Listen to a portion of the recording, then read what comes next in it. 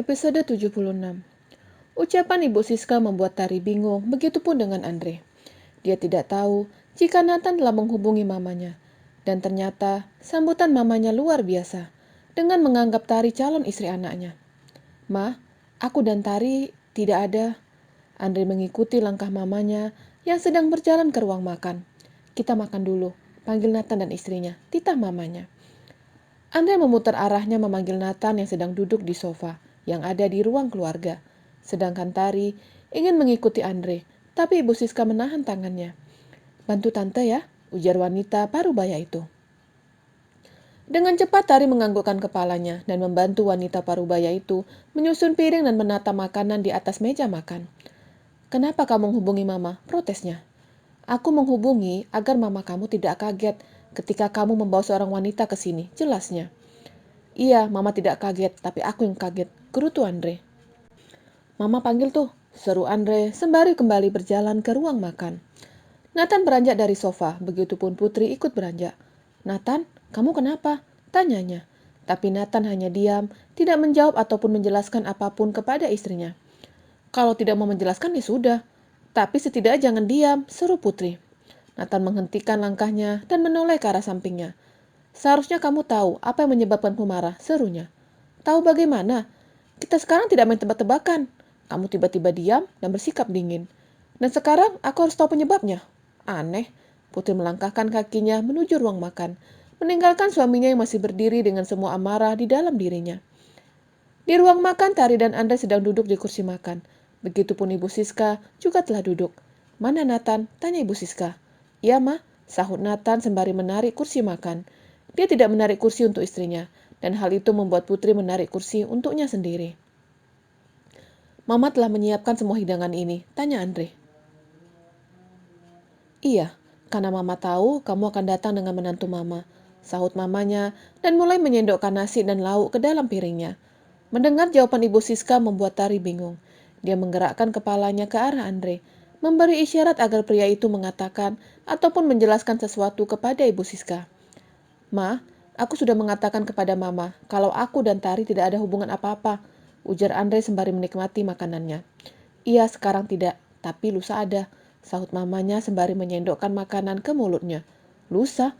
Semua orang yang ada di meja makan bingung, tapi tidak dengan Nathan. Dia terlihat santai sembari menikmati makanannya. "Iya, lusa, kan akan menikah," jelas mamanya.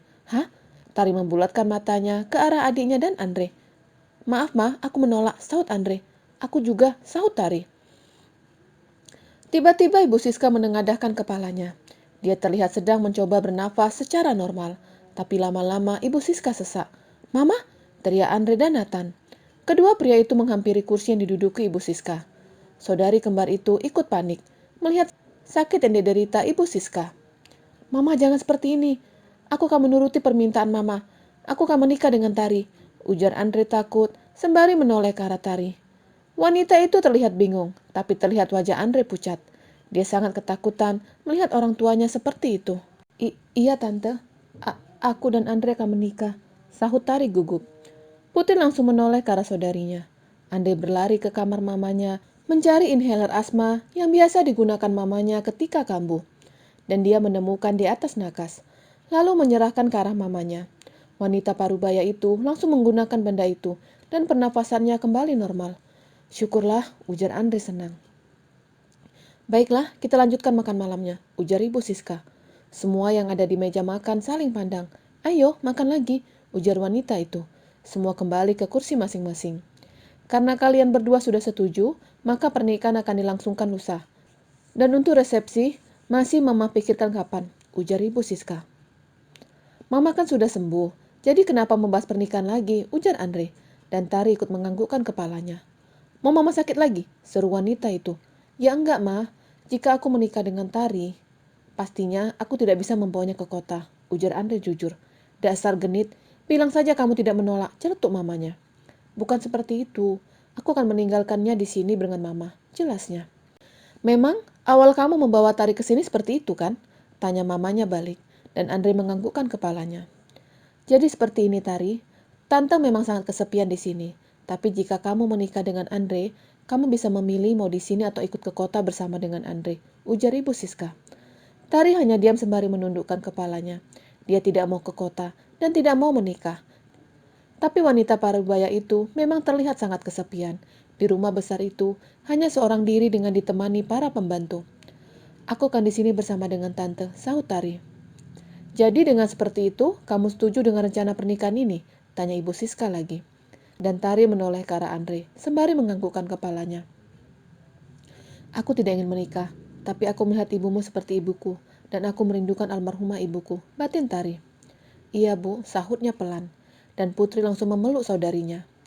Dengan seperti ini aku bisa tenang, ujar Putri sembari memeluk saudarinya. Ibu Siska tersenyum sumringah, dan langsung beranjak menghampiri calon mantunya. Dia mengecup dahi Tari dengan penuh kasih.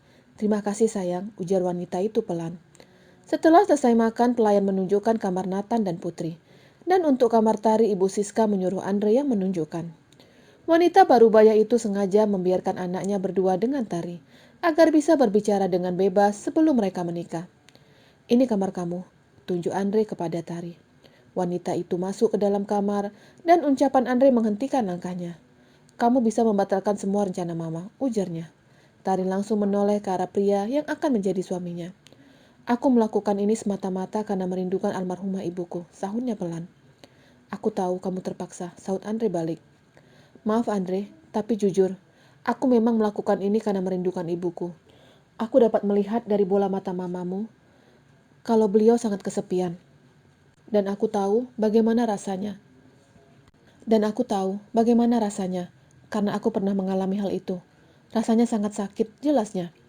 Tapi dengan menikah, kamu akan tersiksa, sahut Andre. Aku tidak tersiksa, tapi jika kamu mengungkit masa laluku, maka aku akan mati seketika, ujarnya. Andre langsung menggelengkan kepalanya. Aku memang tidak menginginkan pernikahan, tapi aku berterima kasih kepadamu karena kamu mama terlihat sangat senang, ujarnya. Dan aku janji, tidak akan mengungkit masa lalumu.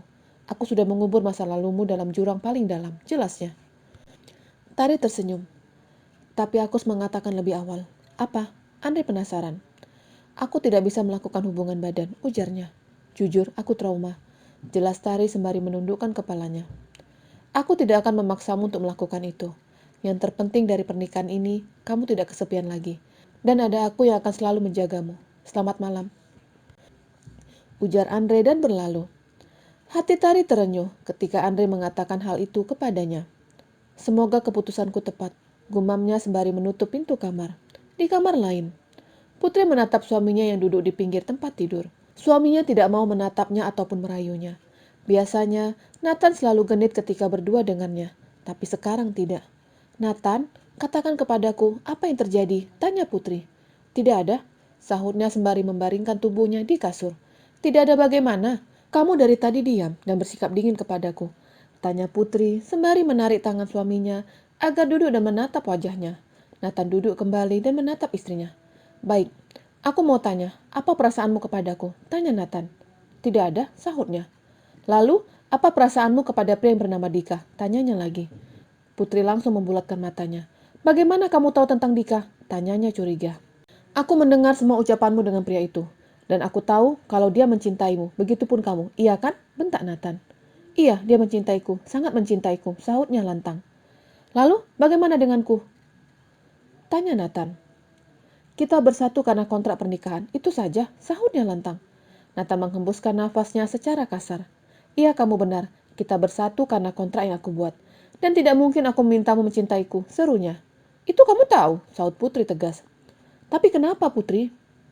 Aku sudah mengenalnya lebih dulu darimu. Aku dan dia sebenarnya masih menjalin hubungan, tapi karena kontrak itu aku meninggalkannya tanpa memberi kabar, jelasnya. Dan tadi, tanpa disengaja aku kembali bertemu dengannya, pria yang masih mencintaiku, walaupun aku sudah menghilang dan meninggalkannya. Stop Putri, bentak Nathan. Jangan menyanjungnya di depanku, aku cemburu, batin Nathan. Aku tahu, jika perasaannya kepadaku benar-benar tulus, bukan seperti kamu yang hanya mengharapkan tubuhku. Ucapan Putri membuat Nathan mengangkat kepalanya. Dia tidak habis pikir jika Putri beranggapan apa yang dilakukannya hanya semata-mata karena nafsu, padahal dia sangat mencintai wanita itu. Putri melucuti pakaiannya sampai tidak tersisa selai benang di tubuhnya. Dia berdiri di depan suaminya. Ini hakmu. Jika kamu ingin menjamahku, jamahlah. Aku tidak akan marah, ujarnya. Nathan terlihat marah. Dia mengambil selimut dan menutupi tubuh istrinya dengan selimut itu. "Jika kamu berpikiran kalau aku hanya membutuhkan tubuhmu, itu salah," ujarnya dan berlalu. "Aku tidak akan menahanmu," ujar Nathan sembari menghentikan langkahnya. "Apa maksudmu?" Putri membalikkan badannya. "Sesampainya di kota, aku akan mengurus perceraian kita," ujarnya dengan mata berkaca-kaca dan berlalu keluar kamar. Mendengar ucapan itu membuat Putri langsung meneteskan air matanya. "Kenapa denganku? Seharusnya aku senang ketika dia mengatakan kata cerai. Ini aku tunggu-tunggu," gumamnya sembari tetap menangis. Putri langsung menghubungi saudarinya. "Tari, kamu di mana?" tanyanya. "Aku ada di kamar yang ada di pojok," sahut Tari. Putri memakai pakaiannya dan setelah itu keluar kamar, mencari kamar kembarannya. Putri mengetuk pintu kamar Tari. Ketika pintu terbuka, Putri langsung memeluk saudarinya dan menangis. Tari langsung membawa saudarinya masuk ke dalam kamarnya. "Ada apa?" tanyanya khawatir. Putri menceritakan tentang semuanya ke Tari. Dari Dika sampai dia telanjang di depan Nathan juga diceritakannya. Sampai Nathan mengatakan kata cerai untuknya. "Kenapa aku menangis? Seharusnya aku senang. Tapi air mataku menetes begitu saja, bahkan tidak mau berhenti," ujarnya sembari tetap menangis. "Hatimu terluka ketika Nathan mengucapkan kata cerai. Itu artinya kamu memiliki perasaan dengan Nathan," ujar Tari.